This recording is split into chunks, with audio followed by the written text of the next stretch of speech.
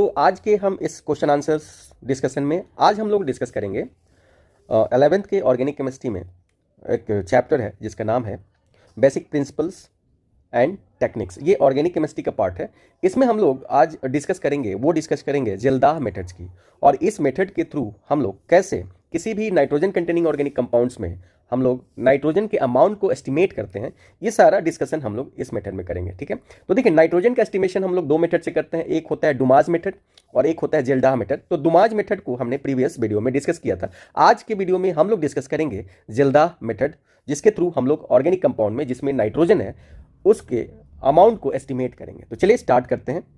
अब क्वेश्चन हमें दिया रहेगा एक्सप्लेन जेल्दाह मेथड्स। तो देखिए, जनरली अगर ये लॉन्ग क्वेश्चंस में आता है, एक्सप्लेन करने के लिए आता है, तो ये 5 मार्क्स के क्वेश्चंस होंगे। तो हम इसको कैसे लिखेंगे? तो देखिए, हम सबसे पहले यहाँ पे डिस्कस कर लेते हैं कि इसमें हम लोग को लिखना क्या है, ठीक है। तो देखिए, जब भी आपको कोई भी क्वेश्चंस है तो उसको आपको फ्रेम करना चाहिए। अब देखिए, इसमें हम लोग एक तो फर्स्ट पार्ट हम लोग यहाँ पे लिखेंगे जिसमें हम लोग इसका इंट्रो करेंगे, ठीक है। इंट्रो में हम इसको बताएंगे कि यहाँ पे क्या क्या मतलब किसके लिए एप्लीकेबल होता है, ठीक है। और इसमें हम ऑर्गेनिक कंपाउंड्स में जो नाइट्रोजन है उसको किस में कन्वर्ट करते हैं।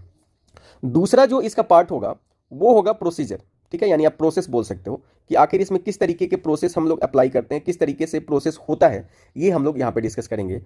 थर्ड पार्ट में हम लोग यहाँ पे जो डिस्कस करेंगे वो डिस्कस करेंगे कैलकुलेशन, ठीक है। कैलकुलेशन इसलिए डिस्कस करना है क्योंकि ये जो है जेल्दाह मेथड जो है ये आपको अमाउंट बताता है किसी भी nitrogen containing amount organic compound में कि अमाउंट कितना है उसका। और हम लोग फोर्थ में यहाँ पे हम लोग देखेंगे कुछ लिमिटेशन, ठीक है। कुछ हम लोग यहाँ पे लिमिटेशंस की बात करेंगे। तो इतने हेडिंग्स में हम लोग इस क्वेश्चंस को एक्सप्लेन करेंगे। तो चलिए हम वन बाय वन डिस्कस कर रहे हैं। तो सबसे पहले हम लोग इंट्रो पार्ट को डिस्कस करेंगे, फिर इंट्रो खत्म होने के बाद प्रोसेस, फिर हम लोग कैलकुलेशन करेंगे और फिर हम लोग लास्ट में इसके लिमिटेशंस को देखेंगे। तो चलिए स्टार्ट करते हैं हम लोग इंट्रो पार्ट को। तो देखिए, सबसे पहले हमें क्या लिखना चाहिए? सबसे पहले आपको ये पॉइंट लिखना चाहिए कि जो ये जेल्दाह मेथड है ये आखिर किसके काम आता है, ठीक है। ये पॉइंट आपको लिखना है और इसको लिखने के बाद ही फिर हम आगे की तरफ प्रोसीड करेंगे, ठीक है।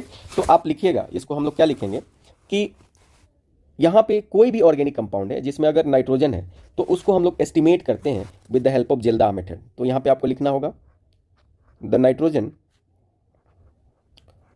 Nitrogen present in organic compound, the nitrogen present in an organic compound, an organic compound can be estimated by, ठीक है, can be estimated by Kjeldahl method, ठीक है। तो यहाँ पे जेल्दाह मेथड के थ्रू हम लोग क्या करते हैं, इस पॉइंट को हमने यहाँ पे मेंशन किया। तो यहाँ पे हमने ये मेंशन कर दिया कि इस मेथड के थ्रू अगर आपके पास कोई ऑर्गेनिक कंपाउंड है तो उस ऑर्गेनिक कंपाउंड्स में हम लोग क्या एस्टिमेट करेंगे, अमाउंट डिस्कस करेंगे, एस्टिमेट करेंगे किसका, नाइट्रोजन का। अब देखिए, इसमें होता क्या है, इस वाले पार्ट में अगर देखोगे तो इसमें हम लोग क्या करते हैं कि यहाँ पे क्या होता है उस पॉइंट को लिखना पड़ेगा। तो आपको यहाँ पे लिखना पड़ेगा कि this method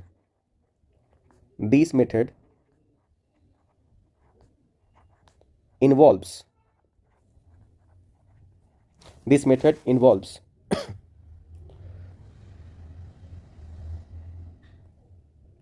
conversion of nitrogen atom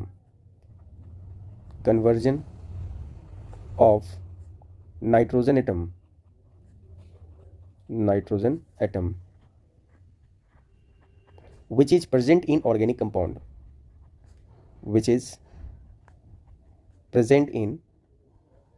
organic compound, organic compound into ammonia, ठीक है। तो यहाँ पे हम लोग जो भी ऑर्गेनिक कंपाउंड्स के अंदर क्या है आपका नाइट्रोजन है उसको हम लोग कन्वर्ट करते हैं किस में, तो उसको हम लोग कन्वर्ट करते हैं अमोनिया में।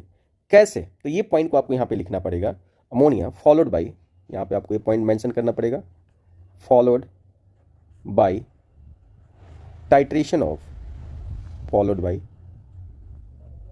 Titration against.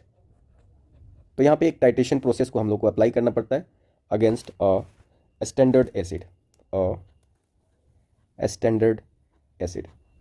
स्टैंडर्ड एसिड का मतलब हुआ कि हमें यहाँ इसका वॉल्यूम और इसका मोलारिटी हमें यहाँ पे क्या होगा, मालूम रहेगा, तो हम इसका यूज करेंगे किसके लिए, तो इसका यूज करेंगे हम लोग नाइट्रोजन का अमाउंट को डिटेक्ट करने के लिए जो अमोनिया से हमें मिलेगा। तो यहां पे हमने इंट्रो पार्ट को डिस्कस कर लिया, ठीक है जी। तो इंट्रो पार्ट को डिस्कस करने के बाद अब हमें डिस्कस करना पड़ेगा कि आखिर इसमें होता क्या है, प्रोसेस क्या होता है। तो चलिए अब हम लोग प्रोसेस के बारे में डिस्कस करेंगे। अब देखिए प्रोसेस में आपको क्या लिखना है, तो फिर से आपको एक पैराग्राफ यहाँ पे चेंज करना होगा और फिर आपको यहाँ पे लिखना होगा, क्या लिखना है, तो देखिए इन दिस प्रोसेस या इन दिस मेथड, अब आप क्या करोगे, ये चीज़ को यहाँ पे आपको लिखना है। तो in this method the organic compound,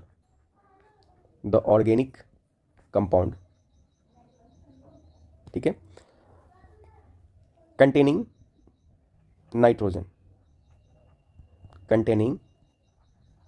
nitrogen is heated with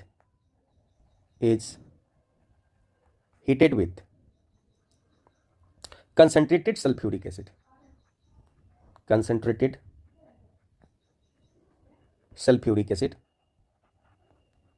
ये हमारा जो है, ये जो एसिड है इसी को हम लोग स्टैंडर्ड एसिड बोलते हैं। तो हमें इस सल्फ्यूरिक एसिड के साथ उसको हीट करना है in presence of copper sulphate, in presence of copper sulphate, ठीक है। और कॉपर सल्फेट वहाँ होना चाहिए, उसके प्रेजेंस में हम लोग क्या करते हैं, इसको हीट करते हैं, ठीक है। CuSO4 होता है कॉपर सल्फेट। देखिए तो ऐसा होने से क्या हुआ, जब आप ऐसा करोगे कि जब आपके पास ऑर्गेनिक कंपाउंड है उसको सल्फ्यूरिक एसिड के साथ in the presence of copper sulphate heat करेंगे, तो यहाँ पे क्या होगा, कि जो भी नाइट्रोजन यहाँ पे होगा, तो इस मेथड में होगा which converts the nitrogen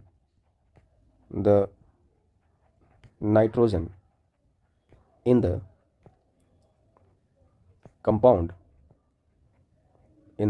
compound to ammonium sulphate, ठीक है। तो हम यहाँ जो नाइट्रोजन है उस नाइट्रोजन को हम लोग ऐसा रिएक्ट करके अमोनियम सल्फेट बनाते हैं यहाँ पे। तो यहाँ से आपको मिल गया अमोनियम सल्फेट, ठीक है। अब आप यहाँ पे चाहो तो आप इस रिएक्शंस को यहाँ पे लिखोगे। तो देखिए अब हमारे पास कोई ऑर्गेनिक कंपाउंड है, ठीक है। अब उस ऑर्गेनिक कंपाउंड को यहाँ पे आपको लेना है। कौन सा ऑर्गेनिक कंपाउंड लेना है, वैसा ऑर्गेनिक कंपाउंड जिसमें क्या है, जिसमें नाइट्रोजन है। तो यहाँ फॉर्मूला की जरूरत नहीं है, इसलिए हम सिर्फ यहाँ पे लिख रहे हैं ऑर्गेनिक कंपाउंड, ठीक है। अब इस ऑर्गेनिक कंपाउंड का रिएक्शन हम किसके साथ करा रहे हैं, H2SO4 के साथ करा रहे हैं, ठीक है। और यहाँ पे कॉपर सल्फेट का प्रेजेंस है। तो क्या हो रहा है कि यहाँ पे नाइट्रोजन जो है जो कि ऑर्गेनिक कंपाउंड में है वो अमोनियम सल्फेट में आपको क्या हो रहा है जी, कन्वर्ट हो रहा है। तो यहाँ से हमको क्या मिल गया, ये मिल गया आपका, इसी को हम लोग क्या बोल रहे हैं, this is called ammonium sulphate, ठीक है। तो यहाँ से आपको मिल गया अमोनियम सल्फेट। तो यही इसी को हमने ऊपर सेंटेंस में लिखा है। अब देखिए अब इस अमोनियम सल्फेट को फर्दर हम लोग किस तरीके से ट्रीट कराते हैं, तो आगे हम इसको कंटिन्यू करेंगे। तो कैसे लिखते हैं वो देखते हैं हम लोग। अब देखिए आगे प्रोसेस को आपको कैसे लिखना है। तो देखिए जो आपको अमोनियम सल्फेट का सॉल्यूशन मिला, तो फिर हम उसको हीट करते हैं और उसको किसके प्रेजेंस में, तो एक्सेस सोडियम हाइड्रोक्साइड के प्रेजेंस में हीट करते हैं। तो चलिए लिखते हैं the solution containing ammonium sulfate,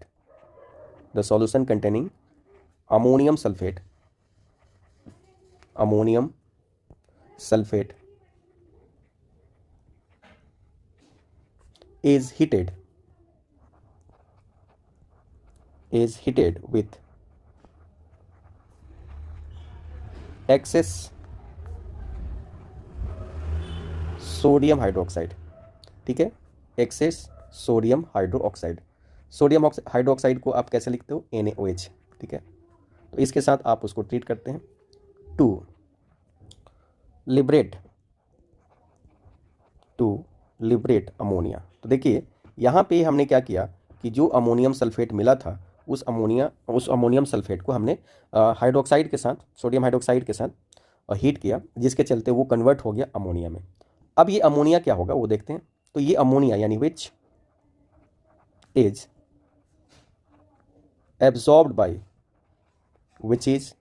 absorbed in लिखना है and excess of standard solution of sulphuric acid, ठीक है, सल्फ्यूरिक एसिड। अब इसी को हमको फिर से यहाँ से क्या करना है, इसको फिर से हमको यहाँ पे लिखना है, रिएक्शंस लिख देना है कि जो आपके पास अमोनियम सल्फेट आया, ये आपका हो गया दिस इज अमोनियम सल्फेट। अब ये अमोनियम सल्फेट को आपको रिएक्ट कराना है किसके प्रेजेंस में, एक्सेस NOH के प्रेजेंस में। तो यहाँ से आपको मिल गया सोडियम सल्फेट Na2SO4, जिसको आप सोडियम सल्फेट बोलते हैं, प्लस 2 मॉलिक्यूल्स अमोनिया मिलेगा और प्लस 2 मॉलिक्यूल्स वाटर आपको यहाँ से मिलेगा। अब जो ये अमोनिया है, ठीक है, अब जो ये अमोनिया है, ये अमोनिया फिर आपको एब्जॉर्ब कर लिया जाता है किसके द्वारा, H2SO4 के साथ। तो यहाँ से हम इसका H2SO4 के साथ जो रिएक्ट कराते हैं तो फिर ये बदल दिया जाता है किसमें जी, NH4 whole twice and SO4, ठीक है। तो इस तरीके से हमने यहाँ पे क्या कर लिया, जो भी प्रोसेस था उस प्रोसेस को हमने यहाँ पे अप्लाई कर लिया, ठीक है। अब हम लोग बात करेंगे, जो नेक्स्ट पार्ट है वो है आपका कैलकुलेशन, ठीक है। तो अब हम लोग यहाँ पे डिस्कस करेंगे कैलकुलेशन को। तो इसमें आपको कैलकुलेशन करने के लिए क्या क्या सोचना है वो देखते हैं। तो अब हमारा हेडिंग रहेगा कैलकुलेशन, ठीक है। तो हम लोग सेकेंड लास्ट स्टेप में हैं, पहले हमने इंट्रो दिया, फिर प्रोसेस को लिखा, फिर हम अब कैलकुलेशन करने जा रहे हैं। अब कैलकुलेशन में आपको क्या क्या करना है वो देखते हैं। देखिए आप यहाँ पे क्या कर रहे हैं, आप यहाँ पे ऑर्गेनिक कंपाउंड ले रहे हैं, तो let mass of organic compound, mass of organic compound, mass of organic compound हमको मान लेना पड़ेगा, और हम मान लेते हैं कि ये मास जो है वो m ग्राम है, ठीक है। कौन सा ऑर्गेनिक कंपाउंड, जो ऑर्गेनिक कंपाउंड जिसमें नाइट्रोजन है वो आपका यहाँ पे मान लिया गया है कितना m है। और जो वॉल्यूम ऑफ H2SO4 ले रहे हैं, ठीक है, volume of H2SO4 of molarity m। देखिए हमको इसका मोलारिटी नोन होना चाहिए, क्यों, और वॉल्यूम नोन होना चाहिए, क्योंकि ये क्या है, स्टैंडर्ड सॉल्यूशन एसिड है, तो यहाँ पे आपको लेना होगा। तो यहाँ पे हमको इसका लेना पड़ेगा, और इसको हम लोग लेते हैं m टेकन इक्वल्स टू, हम मान लेते हैं कि यहाँ पे जो हमने वॉल्यूम लिया है सल्फ्यूरिक एसिड का, वो वॉल्यूम कितना है जी, V मिलीलीटर है। अब देखिए, अब थोड़ा ध्यान दे दीजिए, यहाँ पे कुछ पॉइंट आएगा, उस पर अब हम लोग फोकस करेंगे। अब हमें यहाँ पे मानना पड़ेगा कि जो वॉल्यूम NaOH का है वो क्या है, उसको हमको यहाँ पे लेट करना पड़ेगा।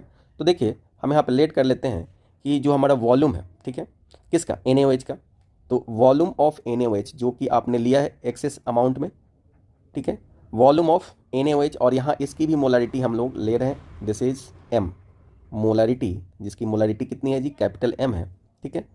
इसको हम लोग यूज कर रहे हैं टाइट्रेशन के लिए, और ये का वैल्यू जो है वो कितना है, V1 मिलीलीटर, क्या है जी, V1 मिलीलीटर है, ठीक है। इसको हम लोग यूज कर रहे हैं किसके लिए, एक्सेस एसिड जो है, ठीक है। यहाँ पे अगर आप लिखना चाहें तो आप यहाँ पे लिख सकते हैं कि इसको हम लोग ले रहे हैं किसके लिए, कैपिटल M, यूज्ड फॉर